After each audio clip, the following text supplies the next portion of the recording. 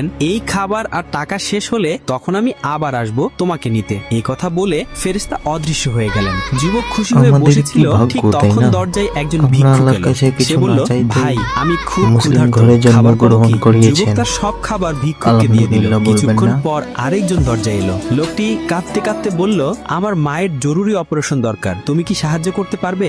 যুবক তার পুরো টাকা ভর্তি ব্যাগটিও লোকটির হাতে তুলে দিল। সবকিছু দিয়ে ফেলার পর সে ভাবল, এখন তো আর কিছুই নেই, মৃত্যুর ফেরেশতা নিশ্চয়ই আবার আসবেন। শেষ মুহূর্ত ভেবে সে নামাজ পড়ল। নামাজ শেষ হতেই ফেরেশতা আবার তার সামনে উপস্থিত হলেন। যুবক ভয়ে বলল, আমি প্রস্তুত, এখন চাইলে আমাকে নিয়ে যেতে পারেন। ফেরেশতা হাসলেন, আমি তোমাকে নিতে আসিনি, আল্লাহ তোমার আয়ু বাড়িয়ে দিয়েছেন। আশ্চর্য ফলে যুবক জিজ্ঞেস করলো, আমার আয়ু কেন বাড়লো? ফেরেশতা বললেন, যখন তুমি ক্ষুধার্ত মানুষকে খেতে দিলে সে তোমার জন্য দোয়া করেছিল, যখন তুমি অসহায় মানুষকে টাকা দিলে সেও আল্লাহর কাছে তোমার জন্য দোয়া করেছিল, সেই দোয়াগুলো আল্লাহ কবুল করে